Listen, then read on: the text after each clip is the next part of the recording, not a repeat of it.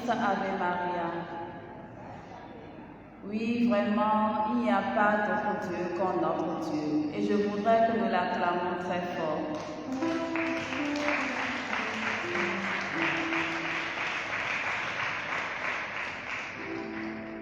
Bienvenue à chacun et à tous à cette soirée de formation et d'intercession de l'apostolat Magnificat.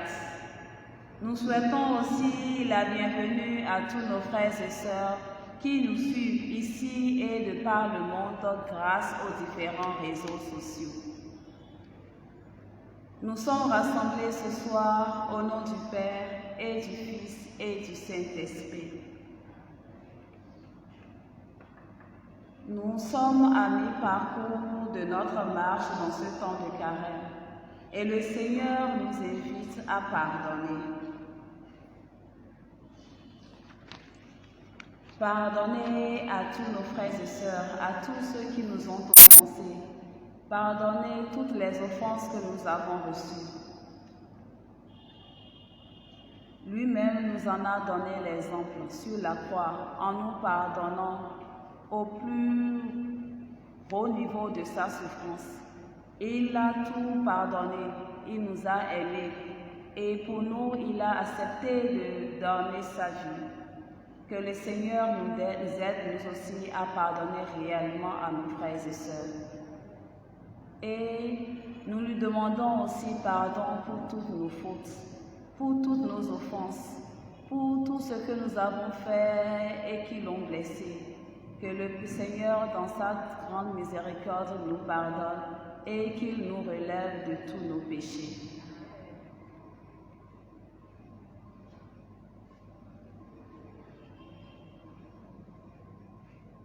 Par le sang de Christ, répandu sur la croix, nous sommes tous sauvés. Nous nous mettons sous la protection de ce précieux sang. J'invoque le sang du Christ dans chacune de nos vies, dans chacune de nos maisons, sur toutes nos familles. J'invoque le précieux sang du Christ sur tous nos biens. Et je place sous la protection du précieux sang du Christ tous nos frères et sœurs qui ne sont pas ici, qui sont encore en route. Que le Seigneur veille les conduire, accompagnés par ses anges. Et je déclare que dans le nom du Seigneur, nous sommes tous plus que vainqueurs. Oui, le Seigneur nous aime. Et par son Saint-Nom, nous avons reçu grâce sur grâce. Et je vous demande pour cela de remercier le Seigneur, parce que son amour pour nous est si grand. Et toutes les grâces que nous demandons en son nom, nous le recevons. Merci Seigneur Jésus.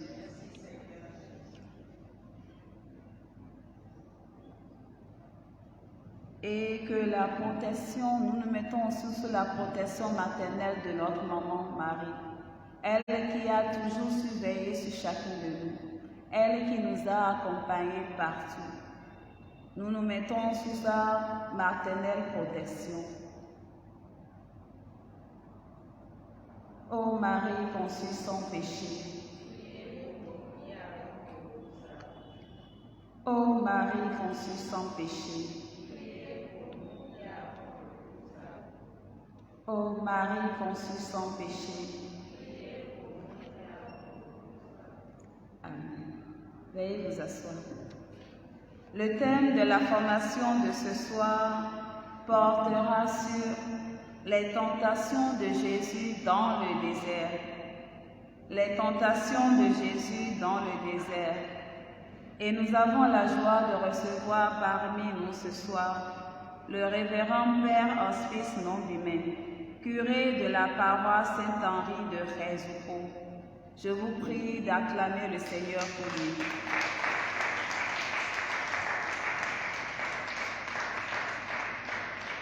Nous bénissons le Seigneur pour vous, révérend Père, qui avez accepté d'animer cette soirée de formation. Vous êtes venus de très loin et vous avez tout laissé pour être avec nous ce soir. Merci infiniment. Alors Jésus fut amené dans le désert par l'Esprit. Chers frères et sœurs dans le Christ, levons-nous pour invoquer sur nous, sur cette assemblée, l'Esprit. Cet Esprit même qui a transporté Jésus dans le désert. Nous voulons vivre ce temps avec le Christ dans le désert, poussé par l'Esprit Saint. Que l'Esprit Saint descende sur cette assemblée, sur chacun de nous ici présents. Et en signe d'accueil, ouvrons nous-mêmes pour accueillir l'Esprit Saint qui est déjà présent au milieu de nous.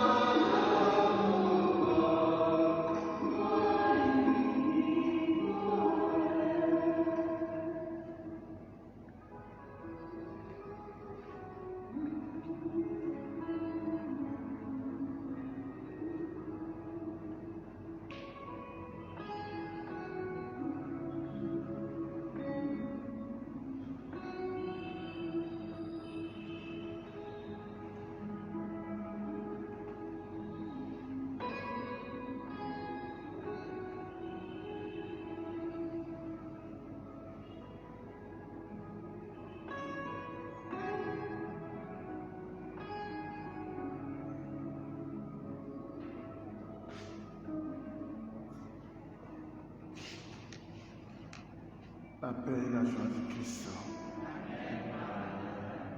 L'Esprit marche devant moi et montre mon chemin.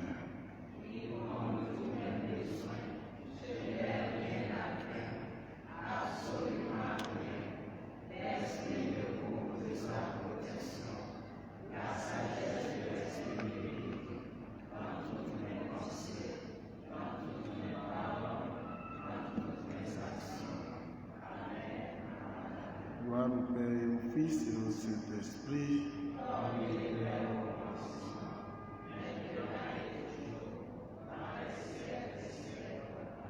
Loué soit Jésus-Christ.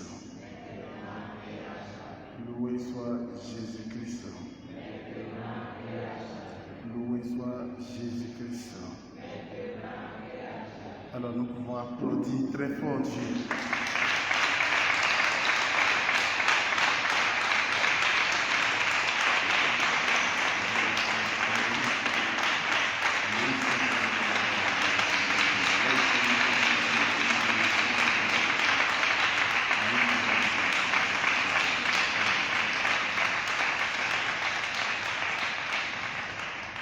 Alors nous commençons cet enseignement à dire merci d'abord à Dieu qui a disposé nos cœurs à écouter sa parole. Je demande à chacun de vous asseoir à la puissance de Dieu.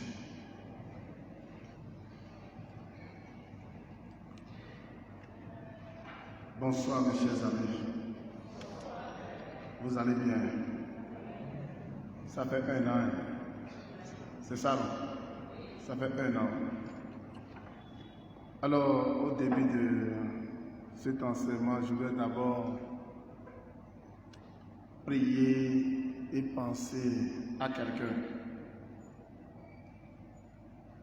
Vous le connaissez tous. À ma dernière prédication, c'est le que j'ai fait la transmission directe.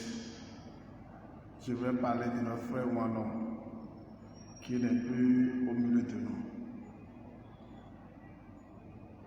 Nous allons dire un Je vous salue Marie, en demandant à notre mère de continuer à intercéder pour lui et intercéder aussi pour sa femme et les enfants qu'il a laissés. Je vous salue Marie.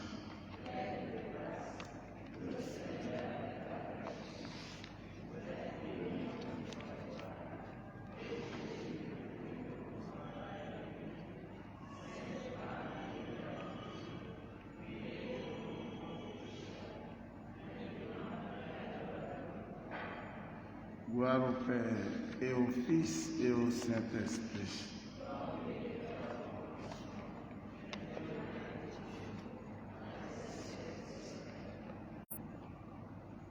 Mes chers amis, j'ai l'habitude de dire que je ne voulais pas être long.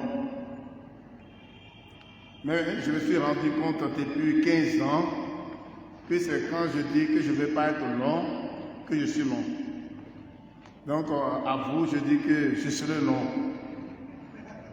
Vous avez compris? Pour être bref.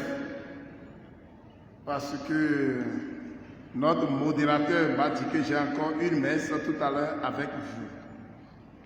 Donc je ne serai pas... Je serai long. Je serai long. Et tous les jours, moi, je rendais grâce à Dieu. Je ne cesserai jamais de dire merci à Dieu parce qu'il me sauve de toute situation et il m'oriente tous les jours. Vous savez que je devais être avec vous depuis le mois de décembre ou de novembre. Et à la dernière minute, j'ai appelé le modérateur, je lui ai dit que j'ai un programme très surchargé. Parce que dans la période, j'étais invité pour la prière de Jéricho à Paou et encore à Natitengu et ailleurs. Et le temps était vraiment pris. Et je lui ai dit, je serai là le 14. Mais en temps, j'ai oublié que c'est moi qui ai proposé le 14 mars. Et c'est la semaine dernière que le modérateur m'a dit, n'oublie pas notre rendez-vous. Donc là, je n'ai pas pu demander quel rendez-vous encore. Sinon, il va me dire que je suis inconscient. Donc j'ai dit, oui, je n'ai pas oublié. J'ai bien le rendez-vous dans mon agenda. Donc je n'ai rien préparé. Ça a eu ce jeu, je l'ai préparé. Mais je me suis rendu compte qu'aujourd'hui, Dieu m'a aidé à partager quelque chose avec vous. Ça peut être potable comme ça peut ne pas être potable. Tout le monde a écouté ou a suivi depuis un certain temps la louange que les Brésiliens ont fait au diable. Parce qu'on veut parler du diable, la tentation dans le désert. Et ils ont fait une louange au diable. Ils ont dit que c'est le retour de Satan. Parce que chaque année, ils ont l'habitude de faire des caravanes. Et chaque école organise quelque chose selon son thème. Et c'est l'école qui a attiré plus de monde qui est gagnante. Alors pour gagner, comme le monde d'aujourd'hui, les gens sont contre Dieu. Alors ils ont dit maintenant que le diable est le maître du monde. Que le diable, Satan, est de retour. Et il va prendre possession de notre monde. Ils ont même fait de grands sièges. Ils ont mis Satan sur ce siège-là. Et ils l'ont promené dans tout le Rio et dans tout le Brésil. Et après cela, maintenant, ils ont fait un combat entre Jésus et le diable. Et Jésus a été terrassé. C'est vrai. C'est ce qu'ils ont compris. Et nous qui sommes chrétiens, qui sommes convaincus de notre foi, on était là à prier, à dire Jésus, et tu vas te taire. Et heureusement, Jésus a dit, pour ça, je ne peux pas me taire. Parce que c'est ma gloire qu'on a en train de donner à Satan. Je ne peux pas me taire. Et la première chose d'abord, c'est le feu qui a commencé à brûler du ciel, qui a commencé à brûler des gens. Et autre chose, il y a une grande pluie qui a commencé à ramasser tout ce qu'elle trouvait sur son chemin. Et déjà, on nous dit que plus de 66 personnes sont déjà décédées avec 19 enfants. Donc, notre Dieu montre tous les jours qu'il est le Dieu tout-puissant. Le Dieu tout-puissant. Et le diable ne peut jamais avoir le dessus sur lui. Alors c'est pour cela que je voudrais vous inviter à applaudir très fort ce Dieu-là.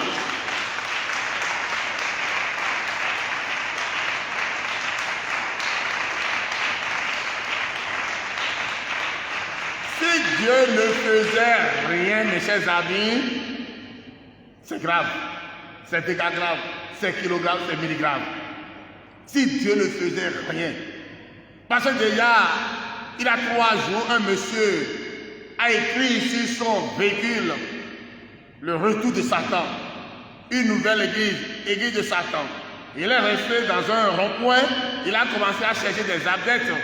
Donc dans le Brésil, maintenant, les gens ont commencé à installer des églises pour Satan. Pour Satan.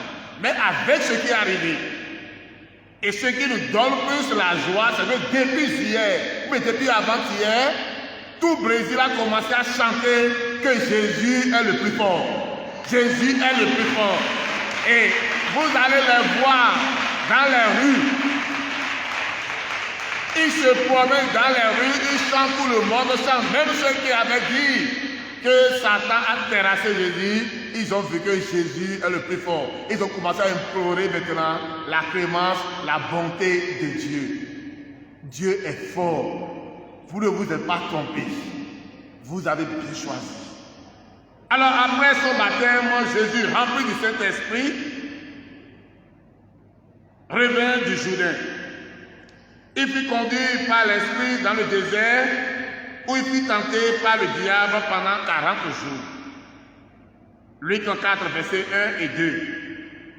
Par cette tentation dans le désert, Satan a cherché à le pousser à trahir son Père pour le rejoindre.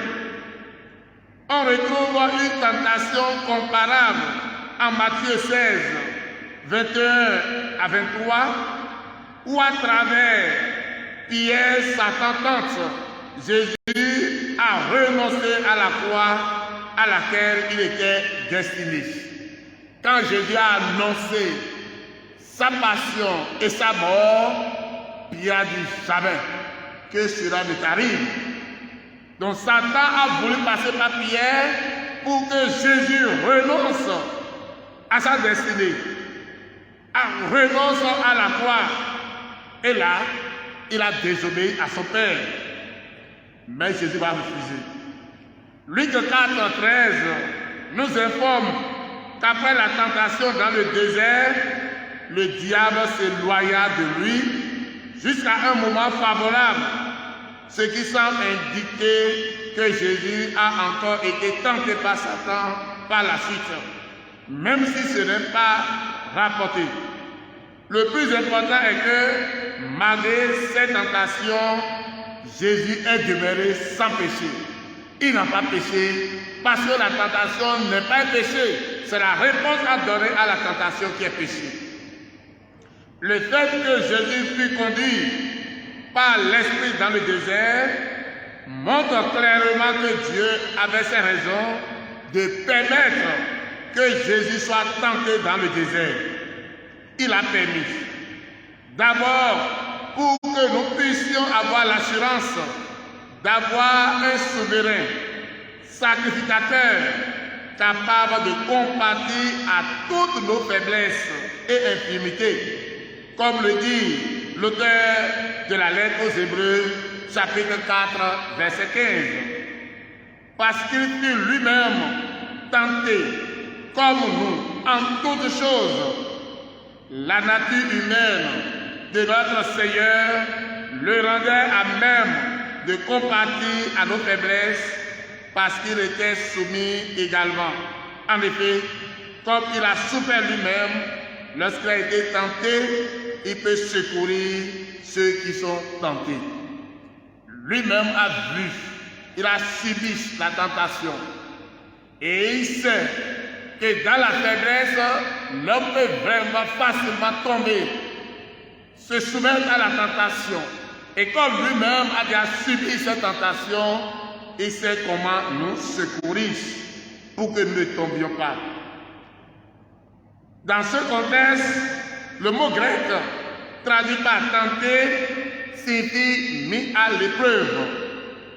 Ainsi, quand nous sommes tentés et éprouvés par les circonstances de la vie, nous avons l'assurance que Jésus nous comprend et qu'il compatisse comme quelqu'un qui a subi les mêmes épreuves.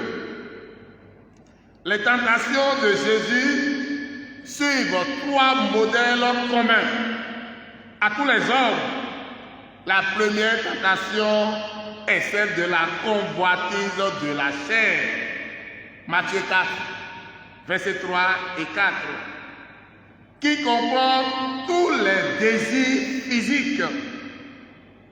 Notre Seigneur avait faim et le diable l'a incité à changer les pierres en pain. Mais il a répondu en citant Deutéronome 8, verset 3. La deuxième tentation était celle de l'orgueil, de la biche. Matthieu 4, versets 5 et 7. Ici, le diable a voulu se servir d'un passage des Écritures contre lui. Psaume 91, versets 11 et 12. Mais le Seigneur a répondu par un passage contraire. Deutéronome 6, verset 16. Déclarant qu'il aurait tort d'abuser de son pouvoir. La troisième tentation était celle de la convoitise des yeux. Matthieu 4, verset 8 à 10.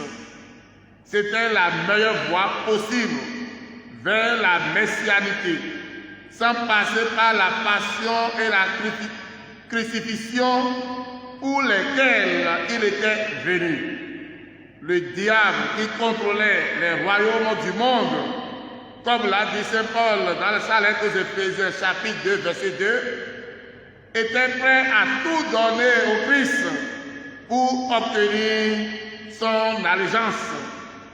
La nature divine du Seigneur frémit rien que d'y penser, et il répondit fermement: c'est le Seigneur ton Dieu que tu adoreras, et c'est lui seul que tu serviras. Nous faisons face à de nombreuses tentations à cause de la faiblesse naturelle de notre chair, mais nous avons un Dieu qui ne permettra pas que nous soyons tentés au-delà de nos forces. Si vous avez oublié tout ce que j'ai dit, retenez ça là, seul.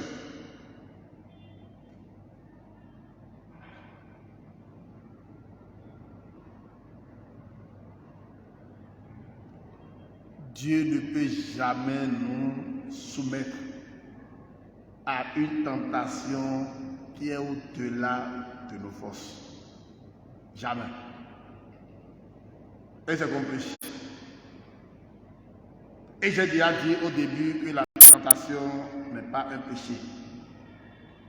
Oui, Jésus n'a jamais péché, mais il a été tenté. C'est quand tu réponds, tu te soumets à ce qui te tente, que tu tombes dans le péché.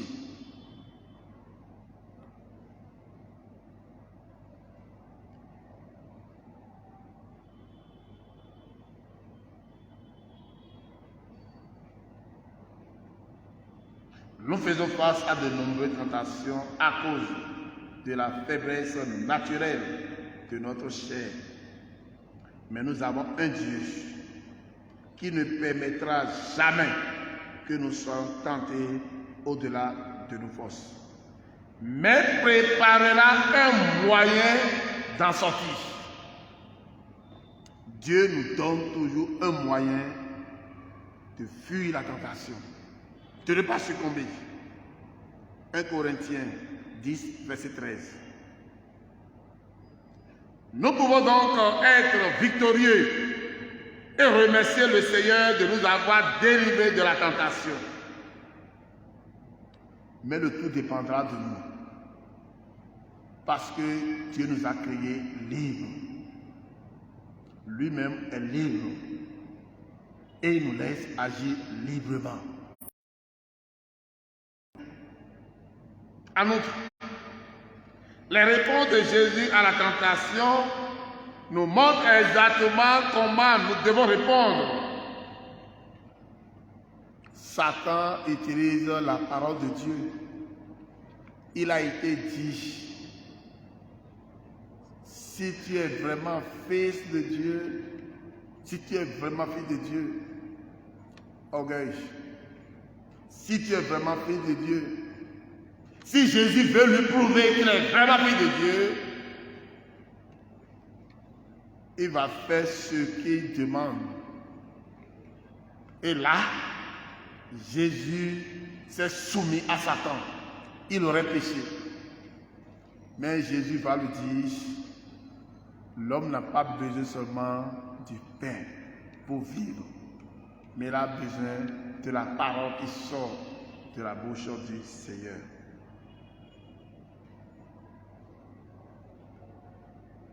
Les forces du mal vont nous assaillir avec une myriade de tentations, mais avec les trois mêmes racines. Il y a beaucoup de tentations, mais toutes ces tentations n'ont que les trois racines de ce que Jésus a vécu. Et il y a d'autres théologiens qui parlent du pouvoir de la voix, parce que transforme ceci en pain, c'est pour avoir.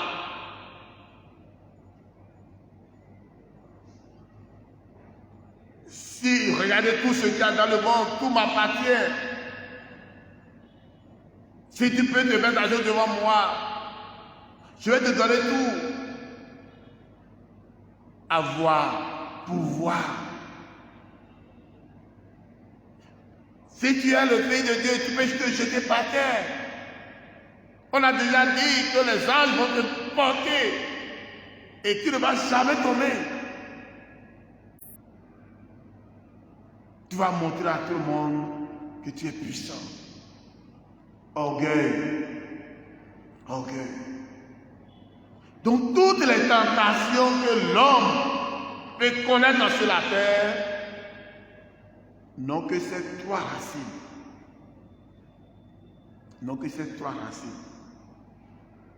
la convoitise des yeux, la convoitise de la chair et l'orgueil de la vie.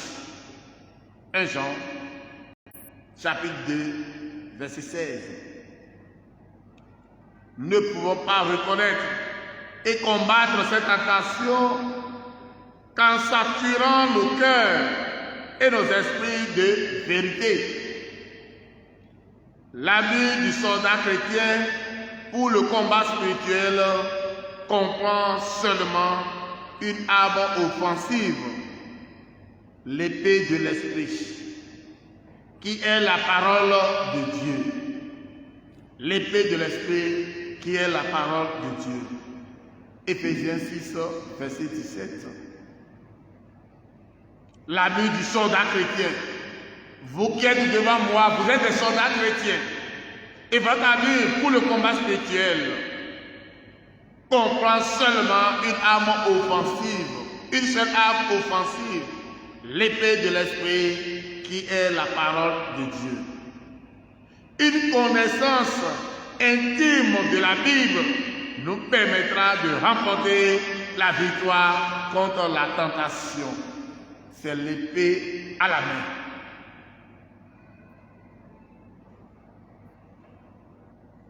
J'ai exigé cette année à tous mes catéchumènes de la première et en 5e année l'achat de la Bible. Et comme le jour du baptême et de la confirmation, il doit montrer d'abord la Bible au prêtre avant de recevoir le baptême, la Bible à l'évêque avant de recevoir la confirmation. Je leur ai dit dès le début de l'année que celui qui aura sa Bible très très propre, je vais le renvoyer pour le baptême et pour la confirmation. Quand la Bible est très très propre, très très propre, je ne veux pas froisser un peu, je vais le renvoyer. Et si c'est froissé par occasion, occasionnellement, on le sait aussi. Si c'est froissé occasionnellement, on le sait aussi. Si c'est à la veille que tu as essayé de tout faire pour froisser un peu la Bible, en la voyant, on le saura. Je vais te renvoyer.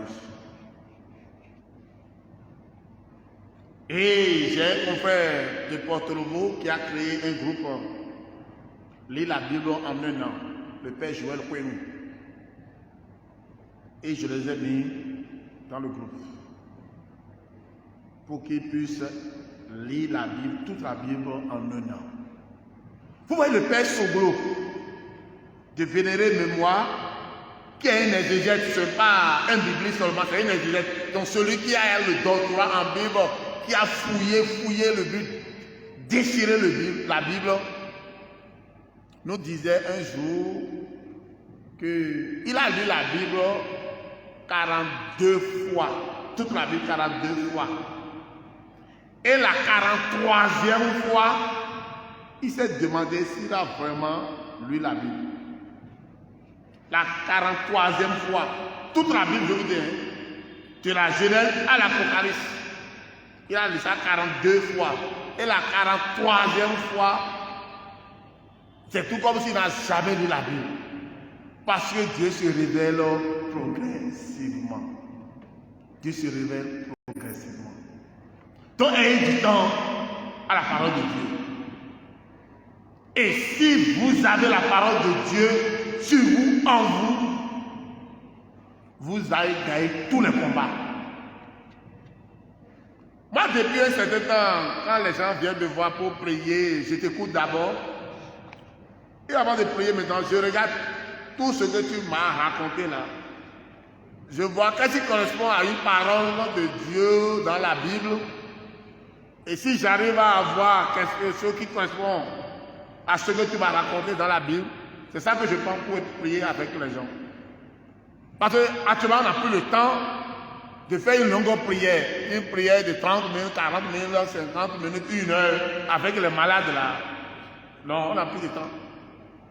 Mais quand tu écris la parole de Dieu et tu pries avec la parole de Dieu, la personne a la réponse immédiatement.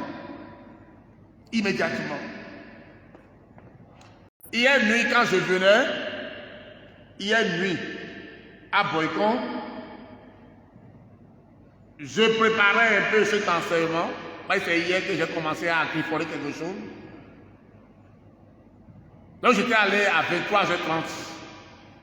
Et quand je fermais mon bureau pour aller au presbytère, j'ai constaté qu'il y a une moto qui est venue sur la paroisse.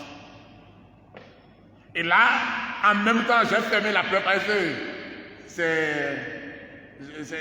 mon bureau a deux portes. J'ai fermé rapidement la première porte pour pas vite sortir pour que les gens ne viennent pas me surprendre dans le bureau. Parce que je ne veux plus m'asseoir. Et quand je venais à la deuxième porte, les gens couraient parce que le gardien leur a dit ah, et le Ronceau est donné, donc les gens couraient pour aller le voir. J'ai dit Jésus, toi tu dis que je suis fatigué. Tout à l'heure même quelqu'un l'a dit au frère, le père est fatigué, il ne faut pas trop le déranger. Le père Pamphile aussi a dit la même chose. Fais-tu vite, et le Ronceau est donné. Tu courais, j'ai dit Seigneur, tu sais que je ne peux rien. Alors, début seconde, je l'ai vu à la porte. Qu'est-ce qu'il faut faire? Mais c'est des gens que je ne connaissais pas. C'est pour la première fois que je les ai vus. Pour qu'ils ne disent pas qu'il y a un gaudier, j'ai dit, qu'est-ce qui vous a appelé, madame? Elle a dit, son garçon qui est derrière dit, non, allons dans le bureau. Allons dans le bureau. J'ai dit, non, on n'est pas dans le bureau. Parce que tu vas me parler ici, et si on doit prier, on va directement devant le Saint-Sacrement. Au lieu d'aller encore dans le bureau. Eh d'accord, venez. Parce que le type, la tête tournait. Donc c'est un malade, défoqué. Alors la maman m'a dit, mon père, j'ai quitté Abomey pour venir à Boycon. Vous fréquentez quelle paroisse? Bon pasteur d'Abomey. Et pourquoi vous avez dit, c'est mon garçon là qui a dit, on ira à Raisonco. Et d'accord. Donc on ira à Raisonco, d'accord. Tu verras à Raisonco. Tu verras ce que Raisonco va te donner. Alors parlez-moi. Le petit, en première, il travaille correctement. Et un de ses camarades a mis ses seins à lui a pris son cahier sous prétexte qu'il n'était pas à jour dans ses cours. Il a pris le cahier. Et une semaine après, 9 jours après, il a retiré le cahier. Et depuis ce jour-là, depuis 2 ans, mais 3 ans, le type est tombé malade. Tantôt ça va mieux, tantôt ça reprend. Et c'est comme ça qu'il a fait. Mais il y a quand même le bac. Il s'est battu avec le bac. Mais c'est quand il a eu le bac maintenant que c'est fini, tout est déchaîné. Il ne peut pas rester seul dans une chambre, il a toujours peur. Les gens le parlent dans les oreilles. Quelqu'un lui dit, il faut égorger ta maman.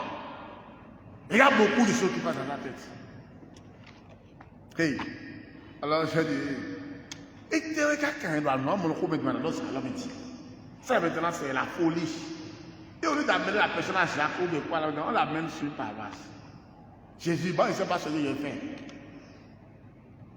Hey. Mais de là, s'il faut lui dire de rentrer, c'est grave. Moi, ils ont quitté loin, à Bobé pour Boycon. Donc, ils ont des barres. Et bon moment, venez ici, on va prier sur place. Il était déjà fatigué. Et il a dit, Jésus, tu sais que ton serviteur est fatigué. Et quand on est trop fatigué, on ne fait pas de combat. Si on l'ennemi va dire qu'il y a des déçus. Maintenant, ce n'est pas mon combat à moi, c'est ton combat. Moi, je ne suis qu'un instrument.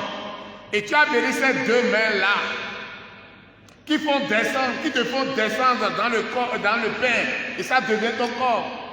Qui te font descendre dans le vin, et ça devient ton sang. Donc, ces mains sont des mains bénies. Alors, je vais toucher simplement ton enfant, Shadrach, qui est devant moi, et toi, tu feras le reste. Je ne peux rien à dire. Et j'ai dit, Shadrach, mets-toi à genoux. Il a dit, maman, tu l'as dit, j'ai pauvre. Lui a ouvert aussi la main. Bon, maman, mettez-vous à genoux. Maman aussi s'est mise à genoux. Et je lui ai imposé la main. Je n'ai rien dit. J'écoutais des orientations de la part du Seigneur.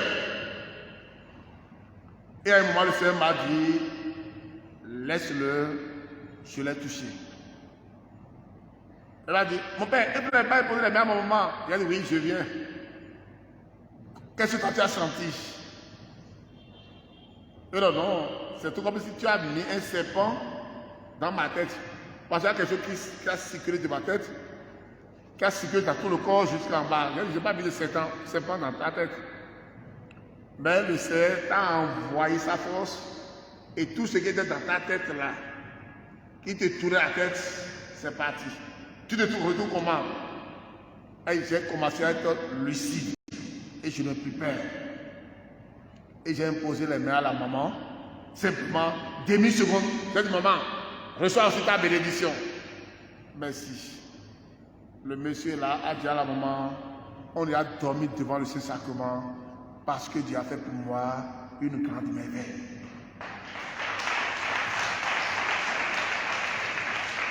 Et ce matin, quand je venais, j'allais à la messe à 6h30, il descendait du sentier. J'ai dit, Chagan, comment ça va? Ça va très bien, mon père. Très bien? Oui, mon père. Alors, on est à la messe, non? Oui, je dois aller à la messe pour rendre grâce à Dieu parce que j'ai dormi comme un bébé.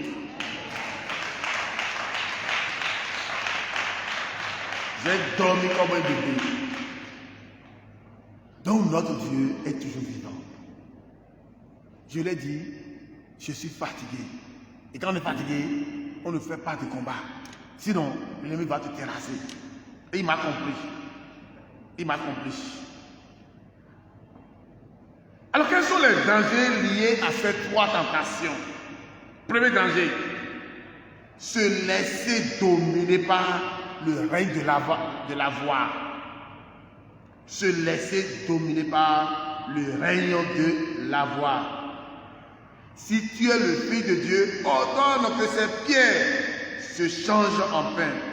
Il s'agit d'accaparer, de vivre selon un matérialisme basique.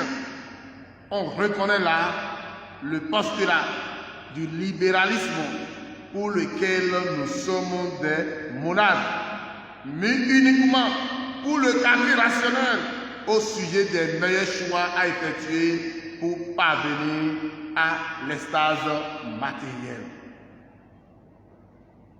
Par petites touches, le diable nous persuade de bâtir un univers régi par la loi implacable du marché. Ce marché pour lequel tous les désirs, toutes les demandes sont légitimes, indépendamment du bien et du vrai. Les citoyens est ravalé de la sorte au rang de simples agents économiques dont les pulsions consommatrices s'avèrent irrépressibles et doivent être à toute force satisfaites.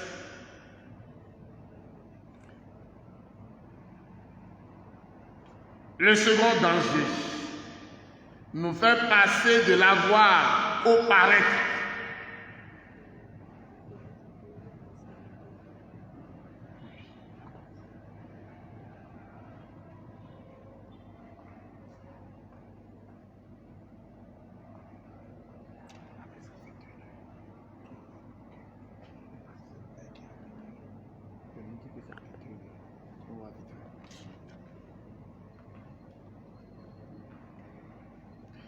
Le second danger nous fait passer de la voie au paraître.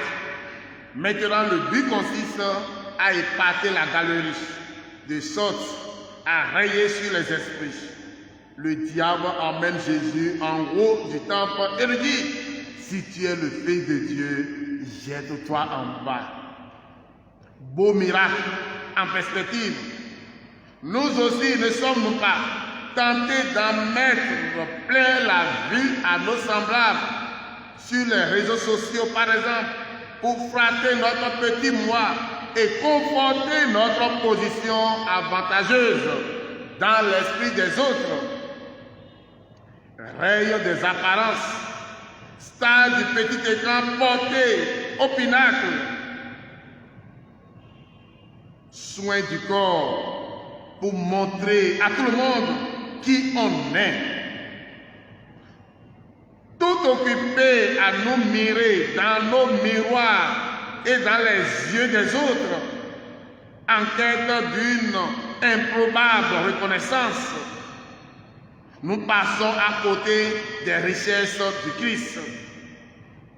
Le démon n'en attendait pas moins de notre part. Lui, l'expert en spectacle, en tout genre et en mise en scène des égaux. Savez-vous combien de temps vous passez chaque jour sur les réseaux sociaux? La démesure de l'orgueil.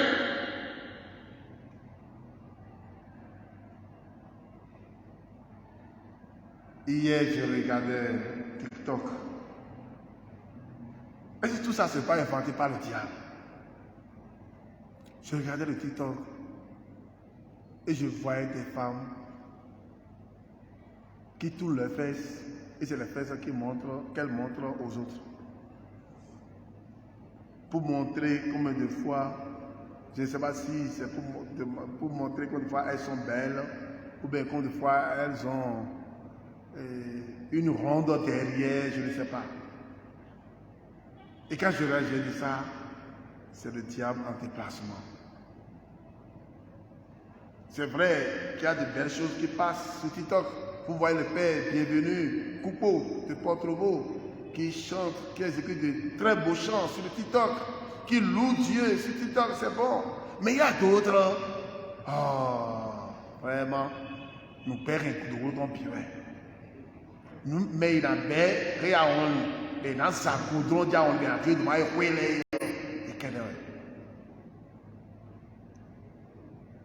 enfin, avec la troisième tentation, le danger. La suggestion démoniaque atteint son paroxysme. Il ne s'agit plus maintenant d'avoir ou de paraître, mais d'être, tout simplement. D'être à la tête de tous les royaumes, d'être le meilleur. Tentation monstrueuse de l'orgueil, avec cette nuance toutefois. Devenir le meilleur, mais à condition de rester esclave du démon. Esclave du démon. Vous allez voir des chrétiens qui sont rentrés dans la politique. Et parce qu'ils veulent gagner une élection, sont capables d'aller faire des pactes. Des alliances diaboliques. Mive bleu pour alors qu'il y a un député. Et puis alors, c'est au coup il y avait au Gango. Par tous les moyens, je vais gagner. Parce qu'on m'a lancé un défi. Toi, tu n'as pas de propriété ici. Je vais montrer à tout le monde que même si une seule femme enceinte arrivait à déposer sa voix dans les urnes, alors que les urnes soient remplies. Ceux qui sont incapables de donner 5 000 francs comme à la messe, dans les têtes, vont tuer cette caprice, cette bœuf, parce qu'ils veulent montrer qu'ils sont de propriété. En effet, le diable ajoute, tout cela, je te le donnerai, si tombant à mes pieds, tu me rends hommage. Il y a des limites, tout de même. Satan ne va pas faire don de son excellence au premier venu et renoncer à la première place. Nous avons vu à quoi nous avons vu il y a un domaine. Alors, manque à la théorie, manque à la théorie.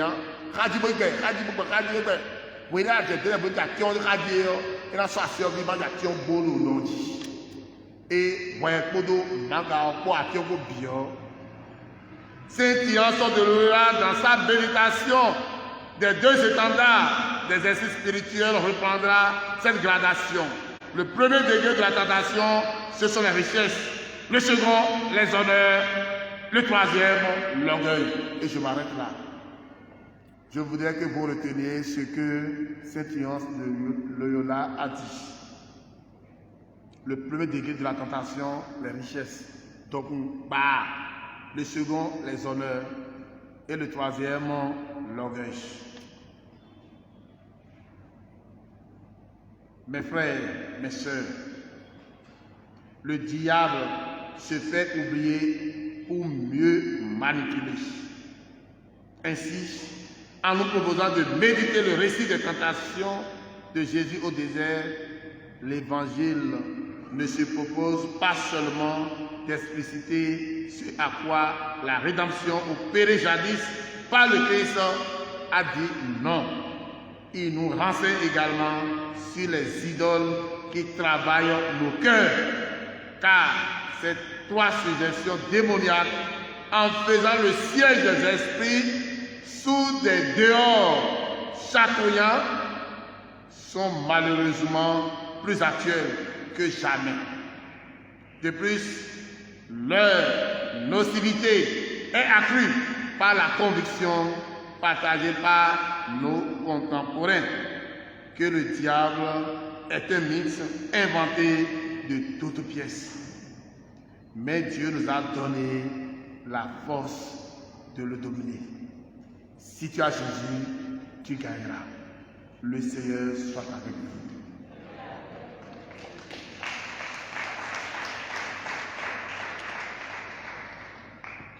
Alors, ce qu'on va faire, je ne sais pas, la responsable, notre responsable, sœur Sandra, parce que nous avons une sœur dans la fraternité qui a payé son papa et ma mère s'est payée tout à l'heure. C'est ça, non? Et il y a un confrère qui va conserver la messe avec moi, il est déjà là. Si vous le permettez, nous allons commencer la messe. Non, c'est ma proposition d'abord. Hein? Donc, écoutez-moi, manifestez-vous. On commence la messe. Et on finit la messe. Et à la fin de la messe, avant le renvoi, je vous renvoie, le Père se retire et moi je continue l'intercession avec vous. Parce qu'il est déjà 21h12. Alors que la messe est à 21h15. Le modérateur a dit. Donc si vous êtes d'accord, je vous écoute. C'est bon? Que Dieu soit avec vous. Ce que je vais vous demander pour que l'intercession aille un peu plus vite, c'est que vivez cette Eucharistie comme si c'est la première et la dernière Eucharistie de votre vie.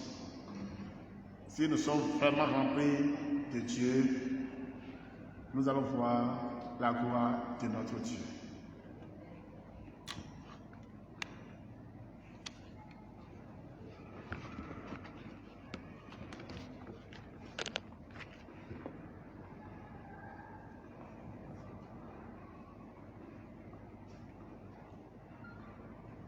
À présent, chers frères et sœurs, nous allons nous préparer dans nos cœurs pour entrer dans la messe veillée. Et nous voudrions demander à nos frères et sœurs qui sont là avec nous de bien vouloir attendre. Nous avons perdu notre papa et la veillée est pour maintenant. Est-ce qu'on va rentrer? On ne va pas rentrer. Nous allons rester. Et comme le Père Hospice l'a su bien dire, à la fin, il va prier avec nous. Merci d'attendre. Vous n'avez pas oui, oui, et bon, vous pouvez bon, mais c'est nous prenons un fouet. Nous avons mis ton oui. Le fils, papa est en coup. Il faut me voir qu'on va se reprendre. Et on va se mettre. Nous prenons un fouet trop. Mina, blow à missa. Et bien, missa, mais missa fort. Tu vois, il y a un highway. On les béton à Yvonne. Merci.